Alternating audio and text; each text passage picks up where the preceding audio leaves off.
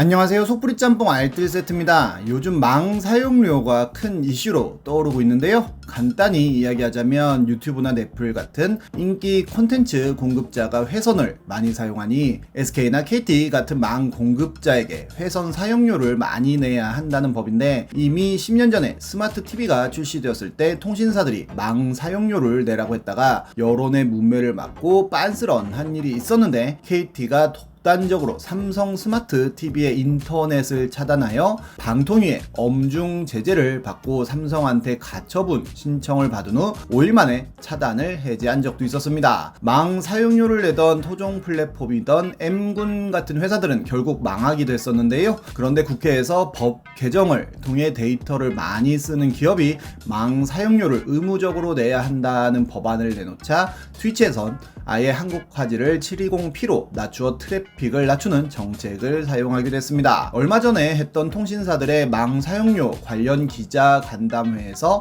망 사용료를 못 받으면 투자를 그만두고 통신요금을 올릴 수밖에 없다며 2030 남자들 때문에 잘못된 정보가 퍼져나가고 있다고 하여 어마어마한 욕을 먹고 커뮤니티 대통합을 이루기도 했었습니다. 이번엔 통신사들이 국민들 피 빨아먹던 여러가지 악랄한 꼼수들을 모아봤습니다. 그럼 한번 볼까요? 첫 번째는 피처폰 무선통신입니다. 저같은 아재 세대 중에 이 네이트 버튼 기억 못하시는 분 없을 텐데요. 휴대폰에서 가장 누르기 쉬운 위치에 누르고 싶은 색깔과 모양으로 생겼는데, 네이트 버튼을 누르면 이렇게 네이트 페이지로 넘어가고 그 안에서 포털 사이트에 접속해 보거나 여러가지 컬러링이나 게임 같은 컨텐츠를 다운로드 받을 수 있었습니다. 그런데 문제는 이 버튼을 눌렀을 때 나오는 요금이었는데, 보통 0.5kB당 1원에서 5원 정도의 요금을 받아서 1메가만 써도 4,000원 가까운 금액이 청구되는 엄청난 위용을 뽐냈었습니다.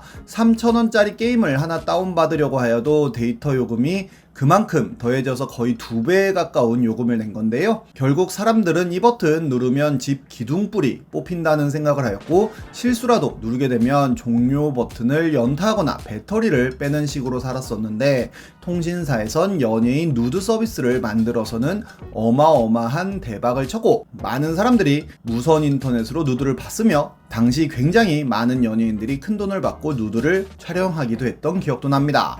이보다 더 악랄했던 건 네이트 버튼 위에 있던 준 버튼이었는데요. 동영상을 볼 수 있는 버튼이었는데, 당연히 동영상을 보는 만큼 요금이 어마어마하게 나오던 버튼인지라 아예 준 버튼과 네이트 버튼을 봉인한 채 사용하는 분들도 있었습니다.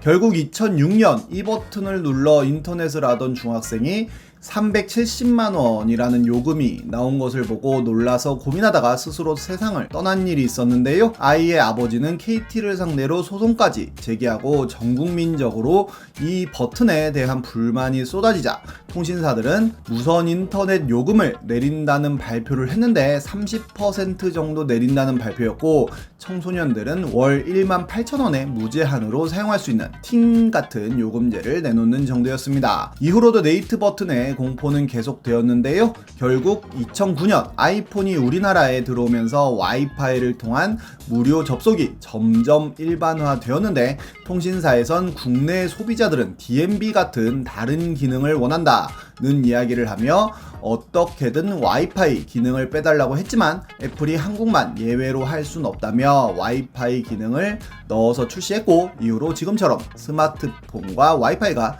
대중화될 수 있었습니다. 다음은 5G입니다. 우리나라는 2019년에 세계 최초 5G 상용화 국가가 되기도 했는데요. LTE로 불리는 4G보다 20배 정도 빠른 20Gbps의 속도를 가졌다고 하여 영화 한 편을 다운받는데 몇 초면 된다는 홍보를 합니다. 하지만 이미 LTE로도 유튜브 같은 걸 다 볼 수 있는 상황에서 일반 국민들에게 5G는 크게 필요한 서비스는 아니었는데요. 통신사에서는 사물 인터넷과 자율주행 같은 서비스는 5G를 5G를 통해서만 가능하다는 홍보를 하며 5G를 더욱더 가열차게 밀었지만 사물 인터넷과 자율주행은 몇 년이 지난 지금도 사용하는 사람이 없기도 합니다. 하지만 통신사들은 5G 요금제 가입을 경쟁적으로 유치하며 5G 요금으로 가입하면 휴대폰을 할인해주는 정책을 쓰는데요. 그렇게 많은 사람들이 5G 요금제에 가입하면서 새로운 휴대폰을 장만했었는데 문제는 역시 요금이었습니다. LTE 대비 같은 용량이라도 훨씬 비싼 요금을 내야 했던 건데요. 아무리 할인을 받아 휴대폰을 산다고 하여도 결국 비싼 요금제에 묶여버리는 상황이 되어버린 겁니다. 그런데 5G 통신 자체가 불안정하여 배터리는 배터리대로 많이 잡아먹고 제대로 연결되지도 않아 5G 요금제로 가입해놓고 5G 기능을 끈 채 LTE 폰처럼 쓰는 분들도 많았는데 한번 5G로 가입하면 약정 기간 동안에는 LTE 요금제로 돌아갈 수도 없었습니다. 뭣도 모르고 5G에 가입한 사람들은 불만이 많았고 정부에서 저렴한 요금제를 내라고 압박을 했지만 통신사들은 일단 5G망 확충이 먼저라면서 내놓지도 않았는데요. 그렇다고 5G망 확충에 많은 투자를 한 것도 아니어서 아직까지 농어촌에는 5G가 터지지 않는 곳도 많습니다. 심지어 작년에는 KT의 5G 서비스가 사흘 동안 중단되기도 했는데 사람들은 중단되는지도 모르고 지나갔고 방통위에선 LTE로 서비스 됐으니 그냥 넘어가라고 했다고 하네요. 이와 비슷하게 기가랜 사건도 있는데요. 처음 기가랜 서비스가 시작되면서 어마어마한 광고들을 때려 기가 서비스가 굉장히 빠른 줄 알고 가입한 사람들이 많았습니다. 당연히 요금은 더 비쌌는데요. 하지만 기가 요금제로 가입을 하여도 일정 용량 이상 사용하면 100메가 속도로 다운을 시키는 꼼수를 썼는데 심지어 10기가짜리 요금을 사용한 이 서비 100메가 정도의 속도만 나와서 영상을 제작해 저도 예전 영상에서 언급을 드린 적이 있었습니다. 이렇게 속도 저하가 발생한 고객들에게 통신사들이 보상을 하기도 했었는데 통신 3사의 보상액은 총 106만원으로 1인당 282원에서 970원 정도였다고 합니다. 그리고 KT는 인터넷 요금제 이름을 바꾸는 꼼수를 쓰는데요. 숫자를 싹 빼고는 요금제만 봐서는 어떤 속도인지 알 수 없게 만들었습니다. 이런 보상 꼼수 대형 사건은 작년에도 있었는데요. KT 먹통 사건입니다. 작년 10월 25일 11시부터 1시간 반 정도 KT를 이용하는 모든 사람들이 인터넷 통신은 물론 유무선 전화까지 사용하지 못했던 초유의 사건인데요.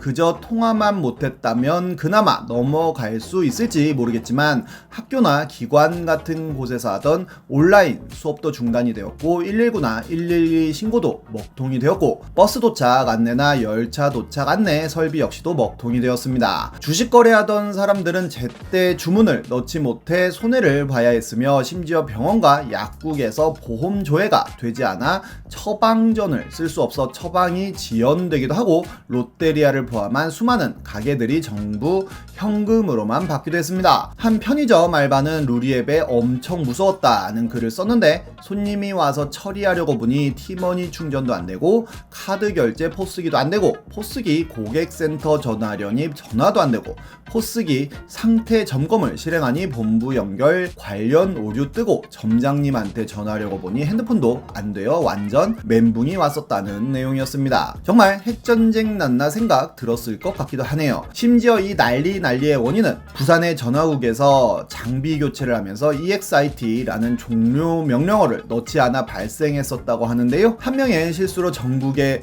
통신이 마비된 것도 이상하지만 이런 실수를 막을 수 있는 시스템이 없었다는 게 레전드입니다. KT의 대표이사는 바로 머리 숙여 사과하였고 피해에 대한 보상을 하겠다는 이야기를 했는데요. 얼마 있지 않아 보상안을 발표하는데 다음 달 몇천 원 정도의 요금을 감면해주는 정도로 보상을 해준다고 하여 하루치 장사를 날린 소상공인들 같은 큰 피해를 본 분들에게 엄청난 욕을 먹었었습니다. 다음은 불법 스팸으로 매출 올리는 통신사들입니다.